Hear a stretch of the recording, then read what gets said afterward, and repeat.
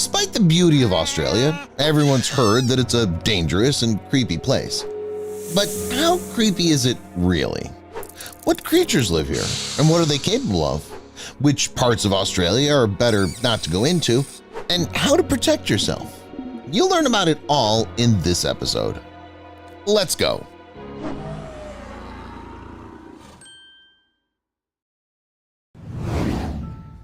First of all, Australia is notorious for its fauna. It feels like Mother Nature deliberately decided to send all the creepiest and most dangerous creatures to Australia. There's a whole bunch of them. Anyway, first things first. Let's start with crocodiles.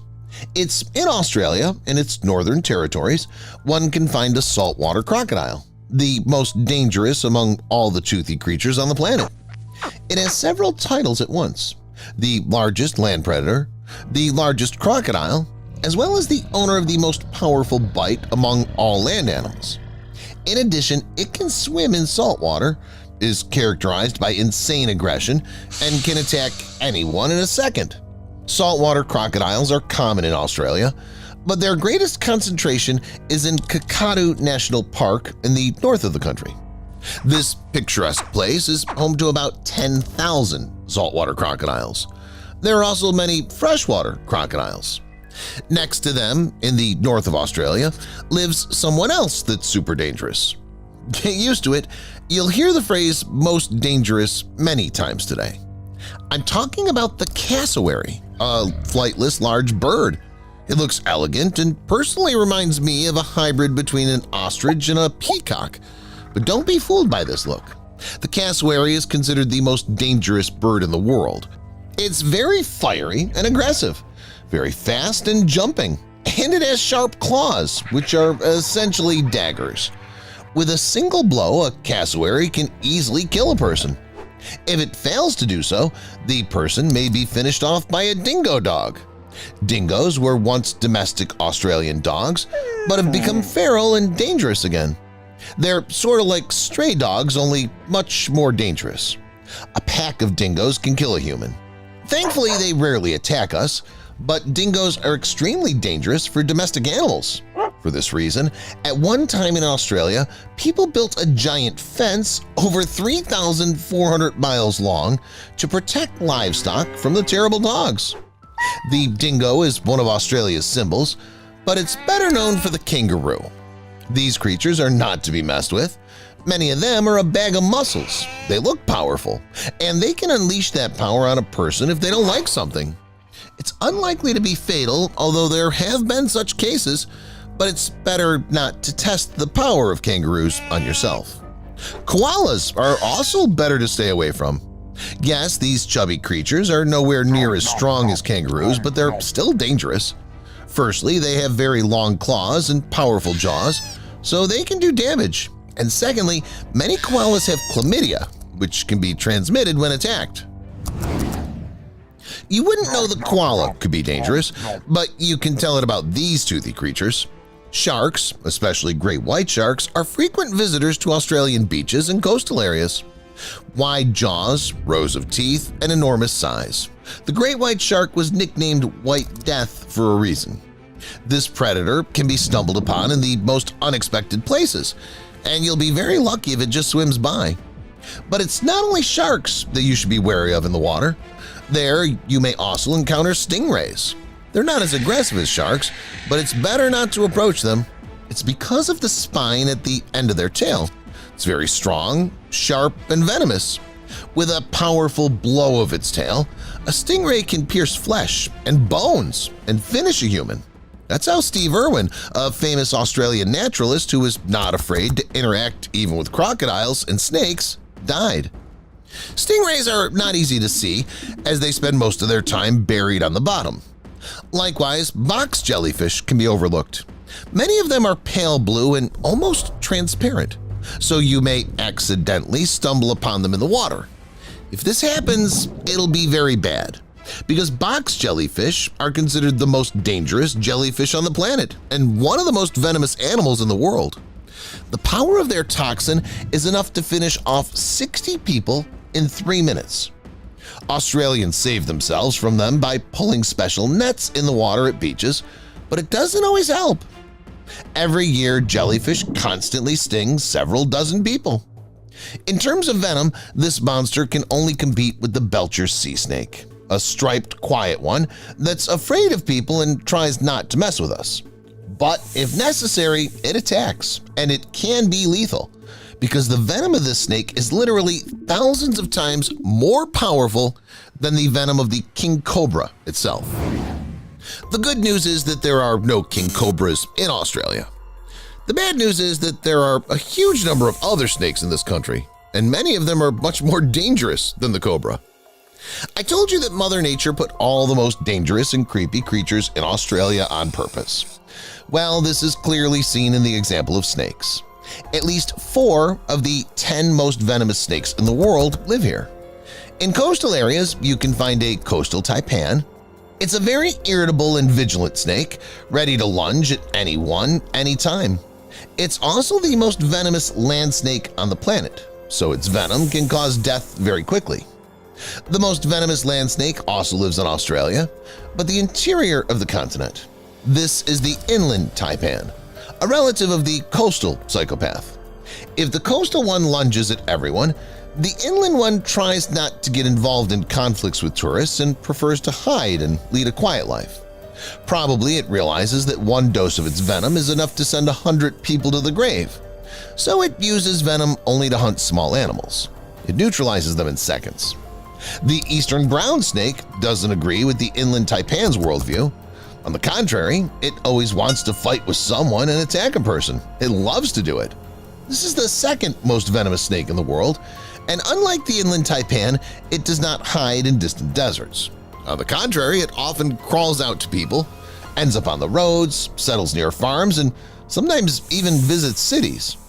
The only good thing is that if this snake attacks, the bite is likely to be dry, that is, without venom. But the snake can also bite for real, and then things will be bad. It's difficult enough to avoid these snakes, but in order to at least protect yourself from encountering them, it's better not to go to the Blue Mountains National Park in the east of the country. This is another picturesque but dangerous place because, among other things, one can find a lot of eastern brown snakes in it. There's another dangerous snake in Australia, the tiger snake. Not only is it very venomous, but it's also lightning fast. It attacks with incredible speed, which makes it a great threat to people. The bite of this snake can lead to paralysis and subsequent death. However, in case of many other Australian snakes, the outcome will be the same. It's not just the local creeping creatures that you should be wary of, but also all sorts of little things, like spiders. Australia is a real abode of different spiders. There are giant and creepy but harmless ones, and there are small but very dangerous ones. For example, the Australian black widow. You can recognize it by the red dot on its back. It's better to stay away from this monster because it has a very painful bite, and even the antidote doesn't reduce the pain. There is also one spider having a title with the words "the most." It's in Australia that the most venomous spider in the world, the Sydney funnel web spider, lives. It shares this title with the Brazilian wandering spider from South America.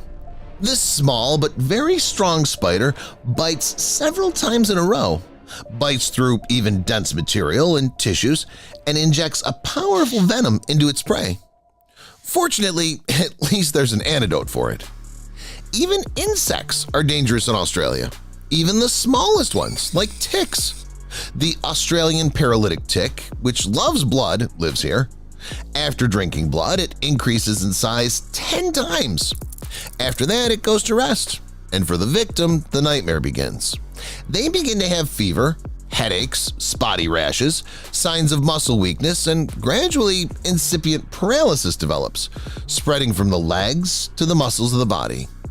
In particularly severe cases, a person stops moving, their speech is impaired, and swallowing and breathing are difficult, which can be fatal. The flora in Australia is much better. There are not so many dangerous plants, but there are still some. In fact, there are several hundred plants that are dangerous to health and life. But I'll tell you only about Gimpy Gimpy. It's also known as the stinging tree. It's a nettle with broad leaves that have serrated edges. But don't think this one is the same nettle you've been stung by a few times before. This is a truly hellish and stinging nettle. Its brittle hairs contain neurotoxins and can easily puncture the skin. If the burn from ordinary nettles is healed in a few hours, after contact with the gimpy, one can feel pain for several days. Sometimes it's so bad that injured people even have to be hospitalized. Australia is a truly dangerous country, and as you can see, threats and dangers can be everywhere. But how can you keep yourself safe? Is it even possible? Of course it is. As for the cities, it's important to follow a few rules. For example, here you should always close the doors tightly so that a snake doesn't get into the house. Mosquito screens are also important so that someone venomous doesn't fly through the window or crawl inside. It's better not to leave shoes on the street. A spider can crawl into them.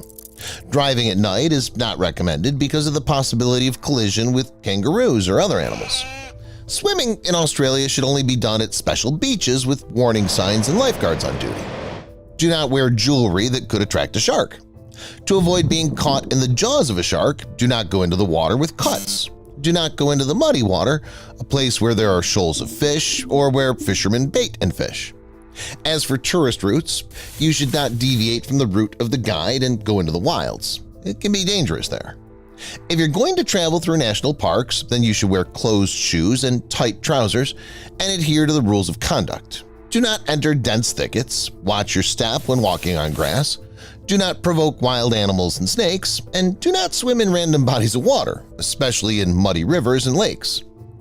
And yet, Australia is such a place that even following all these rules does not guarantee one full safety. A tourist can still be bitten by someone venomous. It's mostly venomous animals that pose a danger here. If this happens, the main thing is to act quickly. All hospitals in Australia have antidote kits, and you need to go there immediately to get an antidote. In the meantime, it's necessary to slow down the spread of the venom by giving yourself or the victim first aid in the form of tourniquets and bandages. Actually, you should not be so much afraid of Australia. Yes, this country has a lot of dangerous animals, plants, and places in general, but it's still not hell on earth. Many Australians have never encountered dangerous animals, which means that tourists have a chance as well.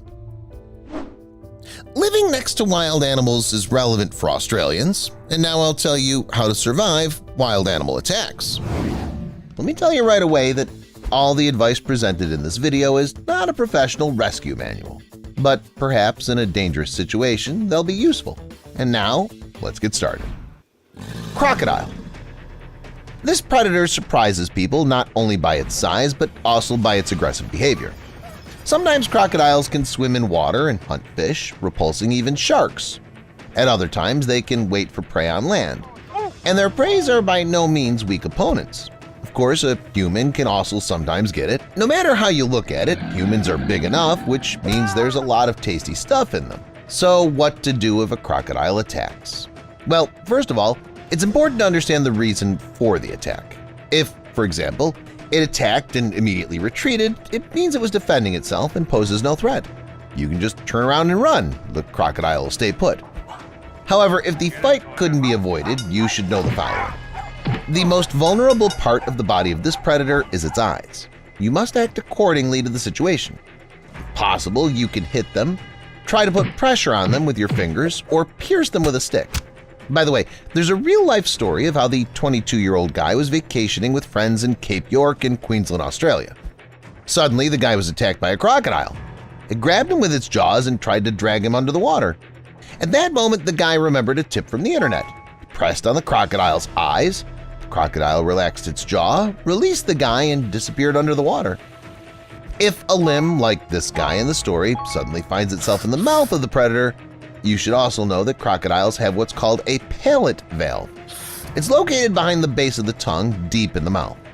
The valve prevents water from entering the throat when the crocodile opens its mouth. You can try to apply strong and painful strokes to it, which will force the reptile to let go. If this doesn't help and the crocodile begins to perform its trademark death roll, you should try to rotate simultaneously with it in the same direction and at the same pace to save the limb as much as possible. Shark. The next dangerous creature always seems invincible to me personally. unless you had some kind of weapon or other special equipment. As it turns out, I was wrong. You may have heard that the best way to defeat a shark is to punch it right in the nose. However, this is completely untrue. At the very least, if a person is underwater, they probably can't strike with the same force as on land. For this reason, a punch to the nose is rejected. It simply won't do any good. An alternative weakness of a shark is the gills and eyes. You can aim at them. Nevertheless, few people are able to fight with this big creature. Of course, you can try to hit it in the forehead and on the gills or eyes, but in most cases, if a person's close to the shore or to their boats, it's better to just turn to the shark's front and gradually swim back without sudden movements. No matter how scary it is that it will attack, almost always this strategy with the retreat has a better chance of survival than a fight with this extremely dangerous fish. Often, when people give advice on how to survive an attack by various animals, one of the basic rules is that you should not panic. And yes, I myself understand the absurdity of this advice, but it actually works. No matter how scary it is, it's important to stay sane, because that's the only way to make the right decision and react in time. By the way, this advice applies to the next creature which will be discussed, namely the boa constrictor, a snake that can reach more than 13 feet in length. First of all, it will try to wrap itself around the throat of its prey. Each movement in which the person tries to get out will force the snake to strengthen its grip even more. For this reason, it's important not to panic, to take as calm and measured inhales and exhales as possible, and to plan an escape from the death loop. In our case, to divert the snake's attention, you need to get in its place and do exactly what another boa constrictor or anyone else would do.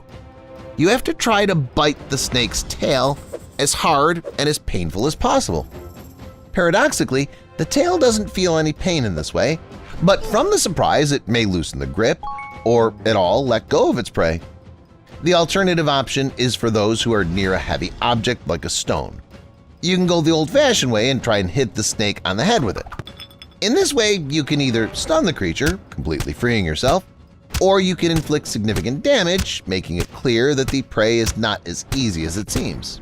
Snakes just love light snacks, and this behavior will let the wriggling reptile know that this time the snack is not so easy, and it'll retreat. Bear. Did you know that bears mark their territory? They do this by sight and smell marks. The latter are when a bear chooses different trees and marks them in a traditional way. And visual marks are when a bear rises on its hind legs and scratches a tree, thus making it visible from a distance. This is a very important process in the life of these creatures, which helps them navigate in space. And I don't envy anyone who, at this moment, catches the bear's eyes, especially if this is a person. But if that happens, there's no turning back. You now need to know how best to act. Well, if there's a relatively small bear in front of you, you have to keep in mind that the animal is also afraid. No matter how you look at it, size plays a role, and you can use it to your advantage. For example, you can retreat slowly, but at the same time try not to observe the bear closely. Thus, the creature will feel domination of the person and retreat. If you look intently at the animal, it will accept it as a challenge, and if you run away, you know what that means. If the victim is not a little bear cub but a real healthy bear like an adult grizzly, you must forget about the superiority. It's much better to pretend to be the weakest man on earth so that the bear loses interest in the fight. To do this, simply curl up in a ball. In a similar way, by the way, a resident of Russia recently acted. According to the man, he went to the woods early in the morning where he suddenly encountered a bear cub. Apparently, neither the animal nor the man had seen or heard each other until recently. The female was with its cubs and therefore behaved aggressively. The man was quick to react. He didn't resist and he didn't run away. After the bear hit him, he fell to the ground and pretended to be dead. The bear reassured itself that the man was not a threat and walked away. The man was able to get up and leave the forest on his own. Elephant. Obviously, elephants can also be dangerous. What's important to know about them is that these creatures have an awesome memory, so they can remember an offender for a very long time. Also, unusually, elephants can act out an attack. For example, pretending that they're angry but in fact just kidding. You can tell by the giant's ears. If they're flapping in the wind, relax. The elephant's joking. But if its ears are flattened, then you yourself should prepare because at any moment a terrible blow can come. If the elephant comes, then there are two options. The first is to shout and call for help. The second is to run. But you have to know how to run too, by the way. It's important to run in a zigzag trajectory, since it's quite problematic for elephants to run this way. They get tired much faster. Well, since people are not the hardiest creatures, it's worth thinking in advance about a place to hide from the elephant. Ideally, this place should be a mountain or a tree. In general, any elevation where the elephant can't climb. Africanized bee. It's a complete hybrid between the African bee and the European bee, created in 1956 by geneticist Warwick Kerr. This insect was bred in Brazil in the course of a scientific experiment on the crossing of subspecies. Scientists were trying to create a variety of bees that would be able to withstand the hot Brazilian climate and still reproduce actively. But we don't care as much about how the scientists bred them. It's more important to know how to defend against it. After all, it's a matter of life and death. So, first of all, even though it sounds trivial, you shouldn't disturb the bees. I think everyone understands this very well. However, if a person is wearing any heavy perfume, dark clothes, or shiny jewelry, it may provoke the small insects. In such a case, the first and main rule is to run. Run as fast as possible. As one runs, one should watch one's face so that these bees don't touch it. And if there is such a possibility, it's even better to run against the wind so that it's more difficult for the bees to chase the victim. It's better to look for a closed shelter, some house or a tent. Also, if one falls during the escape, one should get up as soon as possible. Lying down and swatting away is not necessary because such chaotic movements only provoke the bee's interest. Tiger. This creature loves a silent attack. If a person attacked by a tiger screams, it won't do any good. The animal will not be frightened. It'll only be in a bad mood because of a failed stealth mission, but no more than that. No matter how skilled predators they are, there's still a chance for the rescue. Tigers pounce on their prey in a jump, so if a person is nimble enough, they'll be able to dodge the jump and throw something in the tiger's eyes, a handful of soil, for example. It's also important to always have something in hand.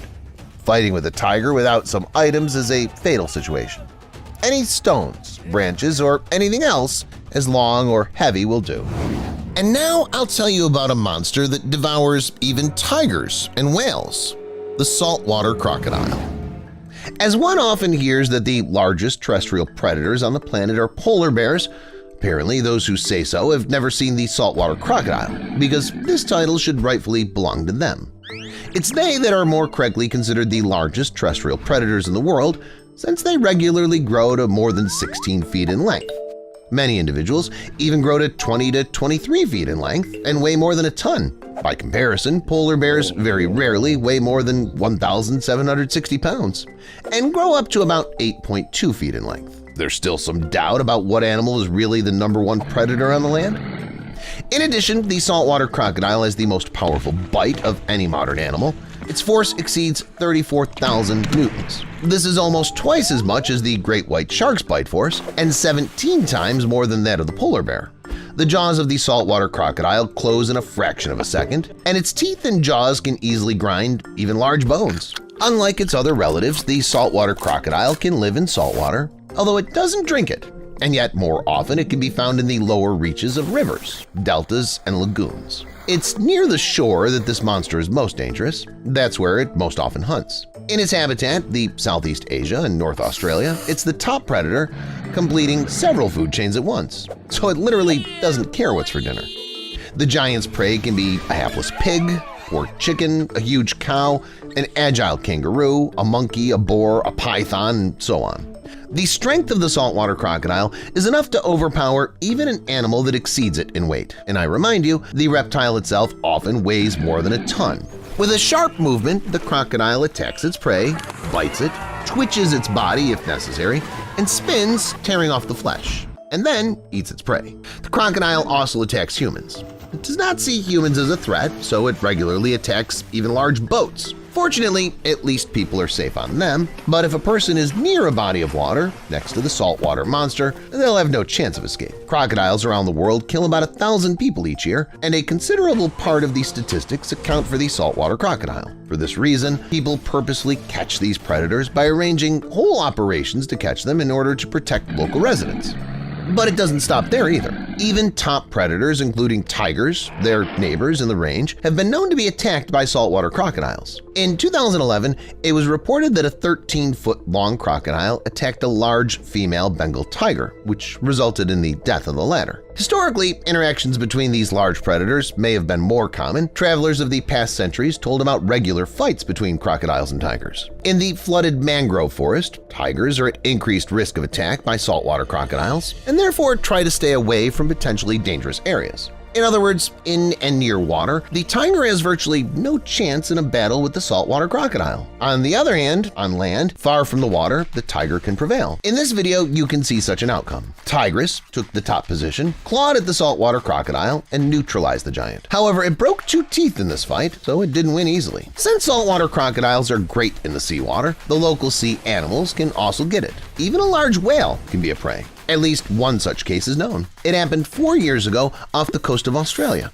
Witnesses filmed crocodiles eating a huge carcass of whale. It should be noted that in this case it was carrion. Crocodiles didn't hunt this whale, it was already dead. However, they didn't miss the opportunity to eat the giant in the company of tiger sharks.